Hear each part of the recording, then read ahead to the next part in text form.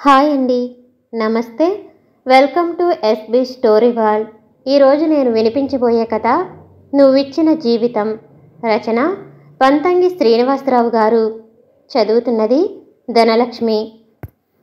ఈ కథను SB story world శ్రోతలకు వినిపించడానికి అనుమతి ఇచ్చిన పంతంగి శ్రీనివాసరావు గారికి ధన్యవాదాలు తెలుపుకుంటూ ఇక కథలోకి వెళితే, నిజం చెప్పు భావన, నేను ఆ రోజు నిన్ను ఆదరించకపోతే నీ పరిస్థితి ఎలా ఉండేది?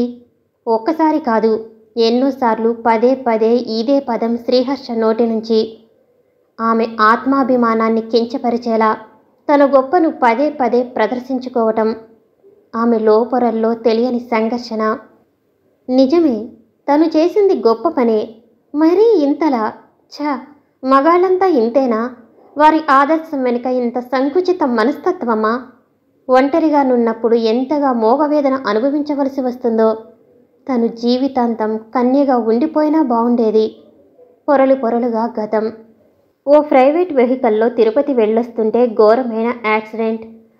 ఆ యాక్సిడెంట్లో తల్లిదండ్రులను కోల్పోయిన భావన సుషుప్తావస్థలోకి వెళ్ళిపోయింది. అప్పుడే యువజన సంఘ వార్షికోత్సవాలలో పాల్గొని అదే దారిలో వెళుతున్న మిత్ర బృందం జరిగిన ఆ సంఘటనకు విచలితులయ్యారు. అందులో ఆ సంఘ నాయకుడు శ్రీహర్ష తీవ్ర గాయాల పాలైన ఆ యువతిని దగ్గరలోనే ఉన్న హాస్పిటల్లో చేర్పించాడు. ఇప్పుడేం చేద్దామంటావు? అందులో ఒక యువకుడు తోటివారిని ప్రశ్నించాడు. అదేమిటి మిత్రమా, చేసేది ఏముంది? తల్లిదండ్రులను కోల్పోయి దిక్కు లేకుండా మిగిలిన ఈ అమ్మాయి తిరిగి కోలుకునేంత వరకు అండదండలు అందించవలసిన బాధ్యత మనందరిపైనా ఉంది. ఈ అమ్మాయి కోలుకునేంత వరకు నేను ఇక్కడే ఉంటాను, దృఢంగా చెప్పాడు వారిలోని ఒక యువకుడు. అదేలాగా హర్ష, మన మీటింగు అయిపోయింది. జనాలను జాగృతం చేయటానికి మనం సమాయత్తం కావాలిగా, చెప్పాడు ఆ బృందంలోని మరో యువకుడు. నిజమే, ఆ పనిని మీరందరూ చేయండి. మానవ విలువల గురించి ఉపన్యసించే మనం ఇటువంటి పరిస్థితుల్లో ఈ అమ్మాయిని హాస్పిటల్లో వదిలి వెళ్ళటం భావ్యం కాదు. ఈ అమ్మాయి కోలుకునేంత వరకు నేను నా బాధ్యతను నిర్వహిస్తాను. మనం తరచూ ఫోన్లలో మాట్లాడుకుందాం, దృఢంగా చెప్పాడు శ్రీహర్ష అనే యువకుడు. మంచి నిర్ణయం, అలాగే కానివ్వు. ఏదైనా అవసరం వస్తే మేమంతా ఉన్నామని మరిచిపోకు. హాస్పిటల్ బిల్లు గురించి నువ్వేమీ వర్రీ కాకు. మనందరము షేర్ చేసుకుందాం, సరేనా? అక్కడి నుంచి కదిలింది మిత్రబృందం శ్రీహర్ష మినహా. 4 రోజుల అనంతరం మెల్లగా కోలుకున్న భావనకు తను హాస్పిటల్లో ఉన్న విషయం గుర్తుకు వచ్చింది. యాక్సిడెంట్ జరిగిన విషయము జ్ఞాపకం వచ్చింది. ఒక్కసారిగా బ్లాస్ట్ అయ్యి బిగ్గరగా రోదించసాగింది. అప్పుడే బయట డాక్టర్తో మాట్లాడుతున్న శ్రీహర్ష హఠాత్తుగా లోపలికి వచ్చాడు. హలో, ఏమైంది? దగ్గరగా వచ్చి భావనను కుదిపాడు. నేను కూల్ డౌన్, ఇదిగో మంచినీళ్ళు తాగండి అంటూ వాటర్ బాటిల్ అందించాడు. ఆమెను కొద్దిగా తెరపిన పడనిచ్చి, మీ పేరు అడిగాడు. భావన, చెప్పింది రుద్ధకంఠంతో. చూడండి భావన, కొద్దిగా రిలాక్స్ అవ్వండి. జరిగిన సంఘటన ఒక పీడకల, సముదాయించసాగాడు. ఎలా ఎలా నేను బతికి దండగా? అదేమిటి, భగవంతుడు మీకు ఆయుష్ ఇచ్చాడు. ఆయనకు కృతజ్ఞతగా మీరు జీవించాలి. పోయిన వారితో మనం పోలేం. బై భావన, నా పేరు శ్రీహర్ష. మీరు ఆ స్థితిలో ఉండగా హాస్పిటల్లో చేర్పించింది నేను, మా మిత్ర బృందం. మేం స్వచ్ఛంద సేవకులం.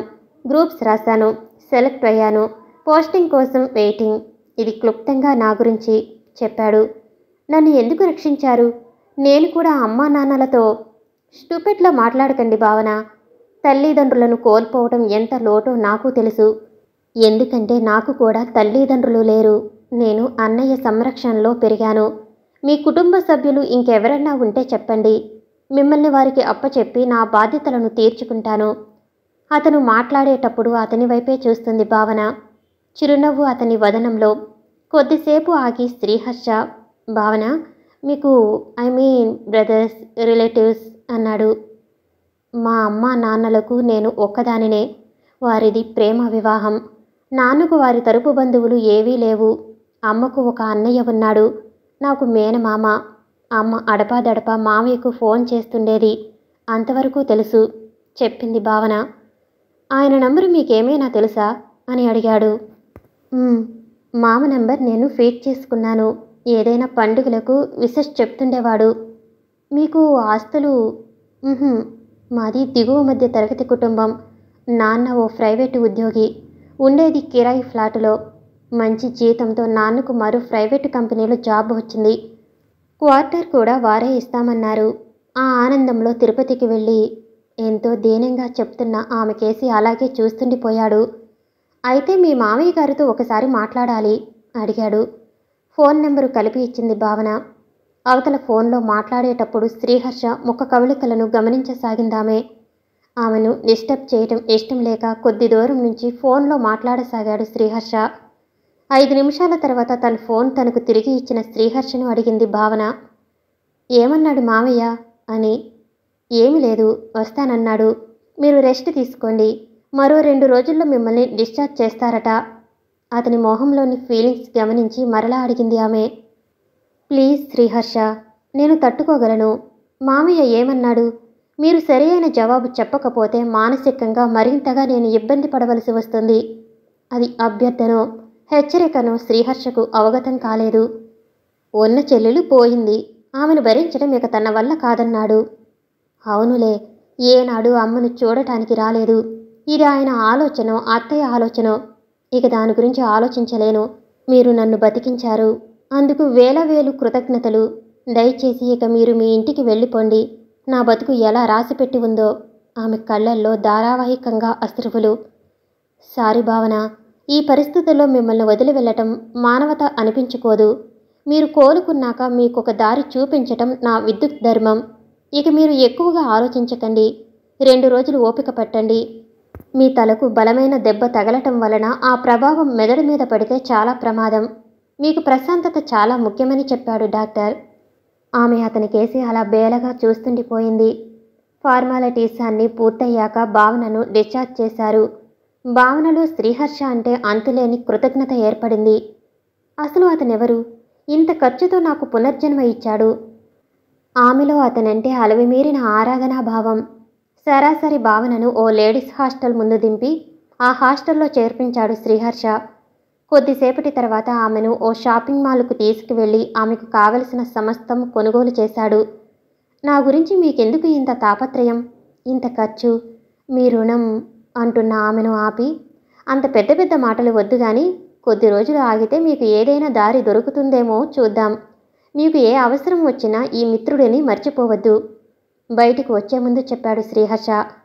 అలా వారి మధ్య మొదలైన పరిచయం, ఫోన్లలో వారి సంభాషణలు ఎంతో చనువుకు దారితీశాయి. ఒకరోజు అడిగాడు శ్రీహర్ష. భావన, బాగా ఆలోచించి ఓ నిర్ణయం తీసుకున్నాను. నా జీవితంలో శాశ్వత భాగం పంచుకోగలవా అని. ఈ అనాథకు బతుకునిచ్చారు, అంతవరకు చాలు. మీకు బంధుత్వాలున్నాయి, మీ వాళ్లకు కొన్ని కలలుంటాయి. నాకు ఇప్పటి వరకు చేసిన మేలే ఎక్కువ. ఇక చాలు. సారీ శ్రీహర్ష. నిజమే, మా అన్నయ్య వాళ్ళు ఒప్పుకోకపోవచ్చు. నేను జాలితో ఈ నిర్ణయం తీసుకోవటం లేదు. నీ జత కూడకపోతే నా ఆదర్శాలకు విలువనే లేదు. మరో వారంలో నాకు జాబ్ వస్తుంది, మనం హ్యాపీగా ఉండవచ్చు. ఇక నువ్వు ఎక్కువగా ఆలోచించవద్దు. ఓ 2 రోజుల్లో కొంతమంది మిత్రుల సాక్షిగా ఆర్య సమాజ్లో శ్రీహర్ష భావన దంపతులయ్యారు. ఎంత పని చేశావు హర్ష, నిన్ను మా స్వంత కొడుకుగా చూసుకున్నాం. మా చిన్నాన్న కూతురిలో నీపై ఆశలు రేకెత్తించాను. ఎంతో అర్ధబలం అంగబలం కల ఆ ఇంటికి నిన్ను అల్లుడిని చేద్దామనుకున్నాను. ఇక మా బంధుత్వం ఏం కావాలి? ఒక్క మాట మాతో చెప్పకుండా నీ నిర్ణయం నువ్వు తీసుకున్నావు. ఏవో ఆదర్శాలు అంటూ ఉపన్యాసాలు ఇస్తుంటే కుర్రాడు కదా అని అనుకున్నాం. కానీ ఇంత ఆలోచనారహితమైన పని చేస్తావని అనుకోలేదు. ఏదో ఒకనాడు పశ్చాత్తాపడినా వెనుదిరిగి చూసుకున్నా నీకు మిగిలేది శూన్యమే. మంచిది, ఇప్పుడు నువ్వు ఉద్యోగస్తుడివి. ఇక నీ బతుకు నువ్వు బతకాలనుకున్నావేమో. సరే, ఇంత జరిగాక మిమ్మల్ని చూసుకుంటూ ఆత్మవంచన చేసుకుని మేం బతకలేం. దయచేసి ఈ అన్నా వదినలను మర్చిపో.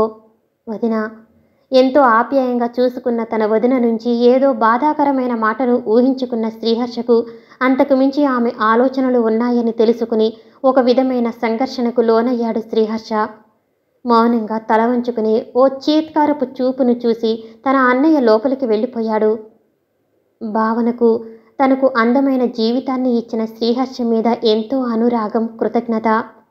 అయితే మున్ముందు తన ఆనందం ఆవిరి అవుతుందని ఆమె ఊహించలేదు. ఎందుకంటే మానవ మనస్తత్వాలు ఎప్పుడూ ఒక్కతీరుగా ఉండవు. రాను రాను ఇతరుల సంసార జీవితం తన సంసార జీవితం మీద ప్రభావం చూపితే అది తను తట్టుకోగలదా? అది ఆమె ఆలోచనలకు, భవిష్యత్తు పటానికి అందని విషయం. భావన, రేపు సండే మా ఫ్రెండ్ మన ఇంటికి లంచ్కి వస్తున్నాడు. వాడికి ఈ మధ్యనే వివాహం అయ్యింది. వాడి భార్య కలిగిదింట గారాబంగా పెరిగిన అమ్మాయి. అయితే ఒక విషయం తెలుసా? వాడు కూడా నాతో పాటు యువజన సంస్థలో పనిచేశాడు. నేను ఆదర్శ వివాహం చేసుకున్నాను. వాడేమో ఓ పెద్ద గాలం వేశాడు. పెద్ద ఫ్యామిలీ. లంచ్ ప్రోగ్రాం అదిరెట్టు ఉండాలి సుమా. ఏమేమి ఐటమ్స్ ఎలా ఎలా చేస్తావో చెప్పుకుపోతున్నాడు శ్రీహర్ష. ఆమె వింటున్నా ఎక్కడో శుతిమెత్తగా సూదులతో గుచ్చినట్లు ఫీలింగ్. అనుకున్నట్టుగానే మధ్యాహ్నం 12 గంటల ప్రాంతంలో ఆ ఇంటి ముందు కారు ఆగింది. అందమైన జంట ఆ ఇంట అడుగుపెట్టింది. వెల్కమ్ సుకేష్ అంటూ అతడిని, అతని భార్యను భావనకు పరిచయం చేశాడు శ్రీహర్ష. లంచ్ పూర్తయ్యాక భావన వంటకాలను చాలా బాగా మెచ్చుకుంది సుకేష్ జంట. కొద్దిసేపయ్యాక చెప్పాడు సుకేష్ భావనకు, ఆ రోజు మిమ్మల్ని ఆ స్థితిలో చూశాక హర్ష బాగా చలించిపోయాడు భావన. నిజంగా వాడి వల్లనే మీరు క్యూర్ అయ్యారు. మీకోసం వాడు అన్నీ అందరినీ వదులుకున్నాడు. అతడు ఒక పక్కన శ్రీహర్షను ప్రశంసిస్తున్నా మరోవైపు తన పట్ల సానుభూతి చూపే విధానం ఆమెకు కంటగింపుగా మారుతుంది. వెళ్ళేటప్పుడు చెప్పాడు సుకేష్, నెక్స్ట్ వీక్ మీరు కూడా మా ఇంటికి ఆతిథ్యానికి రావాలి అని. చూద్దాం, చాలా దూరం కదా, అంత దూరం బైక్ డ్రైవ్ కష్టం. నువ్వంటే ఏదో మీ మామగారు బహుకరించిన కారులో తిరుగుతున్నావు, కానీ నాకు అంత సీన్ లేదు. శ్రీహర్ష మాటల్లో ఒక విధమైన నిర్లిప్తత. అన్నట్టు మీ అన్నా వదినలకు నీ మీద కోపం తగ్గిందా హర్ష అని అడిగిన సుకేష్కు అంటూ పెదవి విరుపుతో జవాబిచ్చాడు శ్రీహర్ష.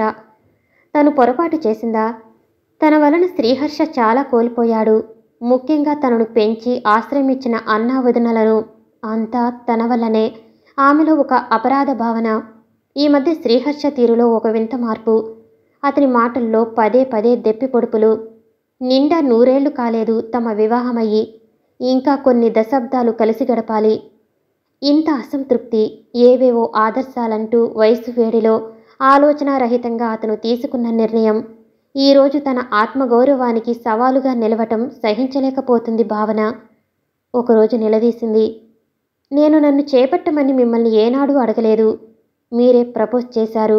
హాస్టల్లో చేర్పించి నన్ను వదిలివేయవలసింది. ఒక సంఘ సంస్కర్తగా సమాజపు మెప్పు కోసం నాకు ఈ జీవితాన్ని ఇచ్చి ఈరోజు మీరు మదనపడుతూ నన్ను పదే పదే కించపరచటం భావ్యంగా ఉందా హర్ష? ఎందుకిలా నన్ను మీ వెటకారాలతో హింసిస్తారు? ప్రశాంతంగానే చెప్తున్నా అతని మస్తిష్కానికి సూటిగా తగిలేలా ప్రశ్నల బాణాలు సంధిస్తుంది భావన. ఏదో ఆ రోజు అలా జరిగింది. అంతా నా ప్రారబ్ధం. ఒక మంచి సంబంధం వదులుకున్నాను. అయిన వారికి దూరమయ్యాను. నుదురు ఒత్తుకుంటూ తిరిగి అన్నాడు శ్రీహర్ష. పోనీ అది గతం. ఇప్పుడు నీకేం తక్కువైంది? అందరినీ కోల్పోయినా. ఆపండి హర్ష. ఒక తిండి దొరికితే సరిపోతుందా? ఇది ఎక్కడైనా దొరుకుతుంది. కాసింత శ్రమ చేస్తే పదే పదే మీ మాటలతో నన్ను హింస పెడుతున్నారు. మీరు నాకు ఈ జీవితం ఇవ్వటం ఏమో కానీ మీలోని మార్పును నేను ఆస్వాదించలేకపోతున్నాను. I'm sorry. ఆ దేవుడు నన్ను కూడా అమ్మా నాన్నలతో వెక్కి వెక్కి ఏడుస్తుంది ఆమె. ఆమెకేసి అలా నిర్వేదంగా చూస్తుండిపోయాడు తప్ప కనీసం భావనను దగ్గరకు తీసుకుందాం అన్న స్పృహ కూడా శ్రీహర్షకు కలగలేదు. అతని మెదడులో చేరిన పురుగు పదే పదే అతని మనసును మున్ముందు మరింతగా ఛిద్రం చేస్తుందనే ఆలోచన ఆమెలో బలపడింది. శ్రీహర్ష, మృత్యుముఖం నుండి నన్ను కాపాడారు. అందుకే ఇది మీరిచ్చిన జీవితం. మీ ఆదర్శాలకు నన్ను చేపట్టారు. అందుకు కృతజ్ఞతలు. ఒక ఇల్లాలి హోదా కల్పించారు. సమాజాన్ని ఎదిరించారు. మీరు నా దృష్టిలో అసలు సిసలైన హీరో. అయితే ఇది ఒక పార్శ్వమే అని తేటతెల్లమైనాక మీరు, నేను ఏమి కోల్పోయింది తెలిసింది. మీరు మీ ఆశలు పణం పెట్టారు. నేను నా ఆత్మగౌరవాన్ని తాకట్టు పెట్టలేను. నేను అనాథను అయినంత మాత్రాన ఆత్మవంచన చేసుకుంటూ బతకలేను. గత 6 నెలలుగా మీలో ఏదో అసంతృప్తి గమనిస్తున్నాను. నలుగురితో మిమ్మల్ని పోల్చుకోవటం, దానికి నా మనసుతో ఆటాడుకోవటం, ఇక ఇది నేను భరించలేను. నాకు దొరికిన అదృష్టం ఏమిటంటే నేను మరో జీవికి ఈ లోకంలో చోటు ఇవ్వకపోవటం. అందుకే నేను మీ జీవితం నుంచి తప్పుకోవాలని నిర్ణయించుకున్నాను. ఈ అసంతృప్తులతో మీ ఆనందాన్ని దూరం చేసుకోకండి. ఇక మీ జీవితం మీ ఇష్టం. నేను అడ్డురాను. నన్ను వెతికే ప్రయత్నం మీరు చేయరు. అది నాకు తెలుసు. నేను సుదూర ప్రాంతానికి వెళుతున్నాను. అక్కడ ఏదైనా ఆశ్రమంలో సేవ చేసుకుంటూ నా భవిష్యత్తును గడుపుతాను. నా సిమ్ కూడా మార్చబోతున్నాను. ఈ జ్ఞాపకాలు కొద్ది రోజులే. ఆ తర్వాత మీ లైఫ్ మీది, నా వ్యాపకం నాది. నేను సరైన నిర్ణయం తీసుకున్నానని అనుకుంటున్నాను. ఇది నువ్విచ్చిన జీవితమే హర్ష. ఎప్పుడైనా కృతజ్ఞతలు చెప్పాలంటే నా మాజీ సహచరుడు శ్రీహర్షకే చెప్పాలి. ఇక మనం కొత్త జీవితం ప్రారంభిద్దాం. నా వలన మీరు కోల్పోయినవి నేను ఇవ్వలేను. సారీ. నా మనసుకు నచ్చిన నిర్ణయం ఇది. సెలవు. ఇక మీది కాలేని భావన. సాయంత్రం ఆఫీసు నుంచి వచ్చిన శ్రీహర్షకు పింక్ కలర్ పేపర్ మీద గుండ్రటి అక్షరాలతో లిఖించబడిన లేఖ వెక్కిరించింది. అతనిలో కొద్దిగా పశ్చాత్తాప భావన. సమాప్తం. నేను వినిపించే ఆడియో కథలు, నవల్స్ మీకు నచ్చినట్లయితే మరిన్ని కథల కోసం షేర్ చేసి, లైక్ చేసి, సబ్స్క్రైబ్ చేసుకోండి. Thank you for watching.